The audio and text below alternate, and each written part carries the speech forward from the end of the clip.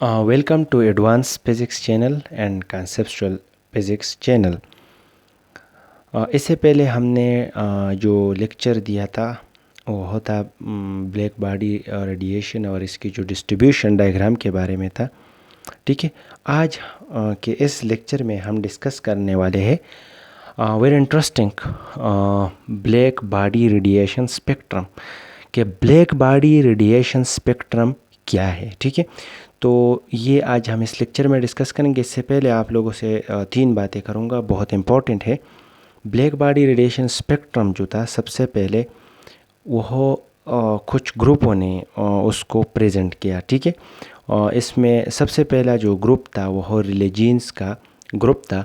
उन्होंने black body radiation spectrum के बारे में जो कुछ भी उन्होंने थ्योरेटिकल पेश किया, तो उनसे पहले जो है वह एक्सपेरिमेंटल एक हमारे पास डेटा आया था।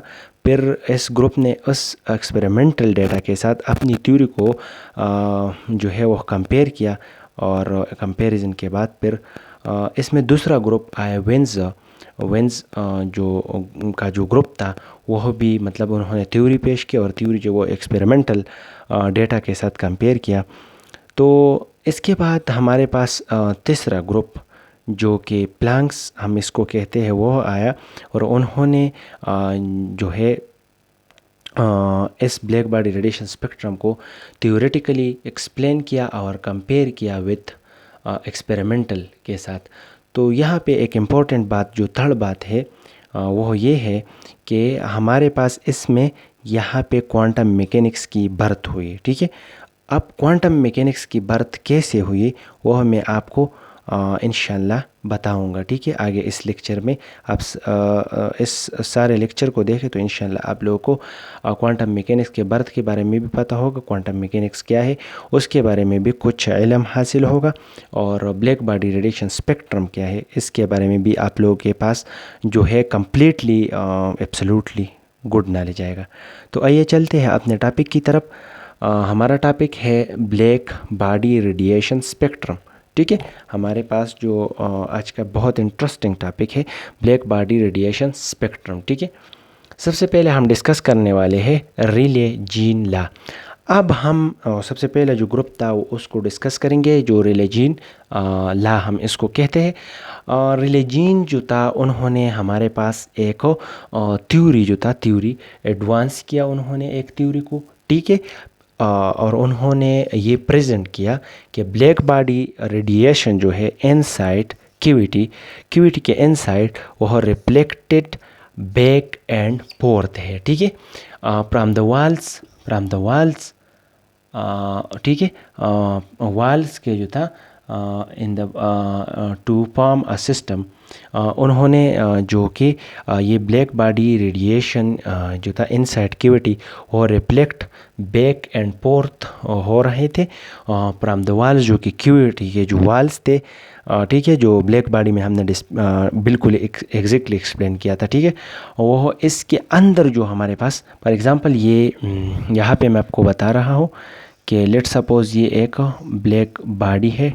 ठीक है, ये एक ब्लैक बॉडी है। ठीक है, ये इसकी कैविटी है। ठीक है, जो भी है। ठीक है, यहाँ से रेडिएशन पास होते हैं, अंदर आते हैं, यहाँ पे reflect, partial reflect, partially absorb, partial reflect, partial, मतलब इसके जो अंदर कैविटी का अंदर जो हमारे पास जो सिस्टम बन रहे थे उसको ये बिल्कुल स्टैंडिंग वेव की पाम में हमें नज़र आ रहा था, और या इसको हम स्टेशनरी वेव कहते हैं। ठीक है, स्टैंडिंग वेव और स्टेशनरी वेव के पाम में हमारे पास जो रिजल्ट आ रहा था वह था।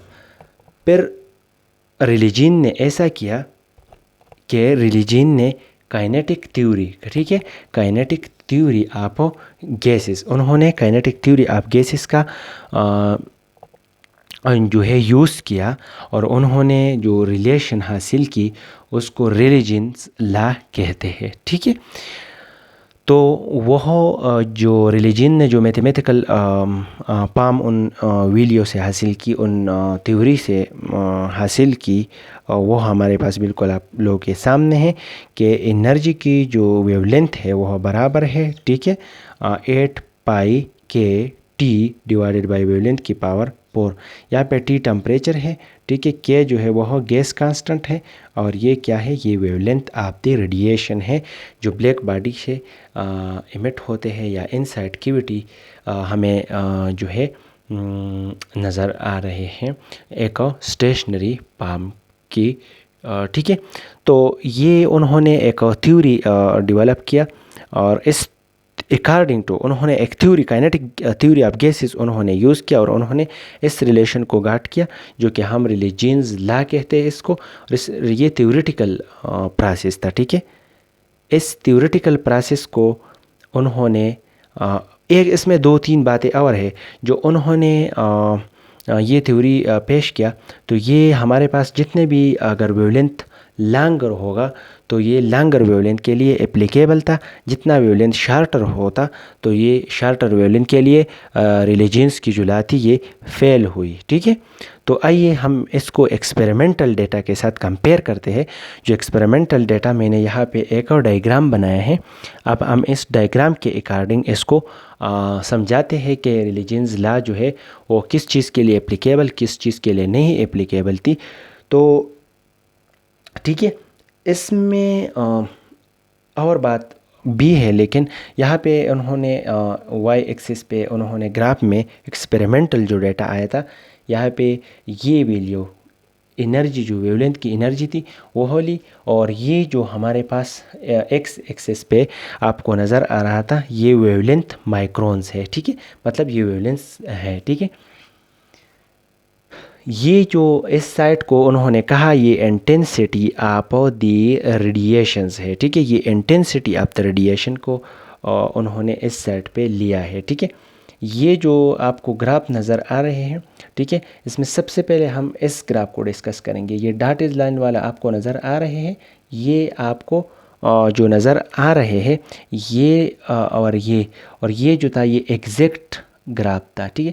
लेकिन ये जो था हमारे पास ये रेले जीन्स लॉ का जो थ्योरेटिकल वैल्यू उन्होंने इस एक्सपेरिमेंटल जो एक एक्सपेरिमेंटल डेटा है ये ब्लैक, इसके साथ कंपेयर किया।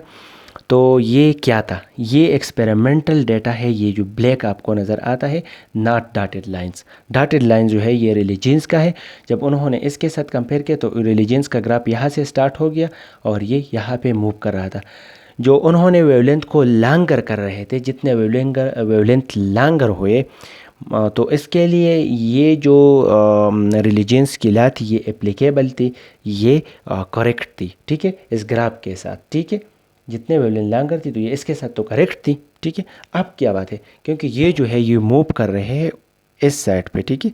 तो अगर जितना उन्होंने वेवलेंथ शार्टर किया तो ये तो फेल हो गया। फेल क्यों हो गया, क्योंकि ये टुवर्ड इन्फिनिटी जा रहा था, ठीक है।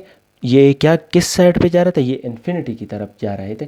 तो इस वजह से जो उन्होंने रिलीजियंस की जो लॉ थी वो तो लॉन्गर वेवलेंथ के लिए करेक्टली, बट उन्होंने एक्सप्लेन नहीं किया शार्टर वेवलेंथ के लिए। मतलब ये जो ब्लैक आपको नज़र है ये एक्सपेरिमेंटल डेटा है, ठीक है। तो इसके साथ तो बिल्कुल आपको यहाँ पे तो एक सही नज़र आ रहा है, ठीक है, ग्राफ में ये जो जगह है, ठीक है। लेकिन जितना हम वेवलेंथ शार्टर करेंगे तो उतना ही ये फेल होता जा रहा था, ठीक है। तो मतलब ये इन्फिनिटी की तरफ अप्रोच कर रहा था। तो ये हमारे पास जो था रिलीजियंस लॉ था, इसकी थ्योरी हमारे पास ये है, और एक्सपेरिमेंटल डेटा के साथ हमने इस थ्योरी के कंपेयर किया रिलीजियंस ने, ठीक है, बजाते ख़ुद उन्होंने ये कंपेयर किया। तो उसके पास जो रिज़ल्ट आ रहा था वह ये था कि ये लॉन्गर वेवलेंथ के लिए जो था एप्लीकेबल था, बट शार्टर वेवलेंथ के लिए ये फेल था, ठीक है। तो ये ब्लैक बॉडी रेडिएशन स्पेक्ट्रम में हमने सबसे पहला ग्रुप रिलीजियंस का ग्रुप जो था वो डिस्कस किया, ठीक है। अब हम जो है इसको यहाँ पे इस लेक्चर को यहाँ पे ख़त्म करते हैं। इसका पार्ट बी आपको इंशाल्लाह दूसरा आपको नज़र आएगा, ठीक है, वो अलग होगा, ठीक है। ये पार्ट ए है और ये आप लोगों ने अलग मतलब देखना है, ठीक है। फिर इसके बाद जो दूसरा है वो विंस, वो अलग लेक्चर होगा, और इसके बाद तीसरा जो है वो अलग लेक्चर होगा, क्योंकि ये 3 लेक्चरों पे मुश्तमिल होगा ब्लैक बॉडी रेडिएशन स्पेक्ट्रम। क्योंकि एक लेक्चर में हम करेंगे तो ये 30, 40, 45 मिनट का बन जाता है, तो फिर मतलब इतना ज़बरदस्त नहीं होगा, ठीक है। Thank you for watching.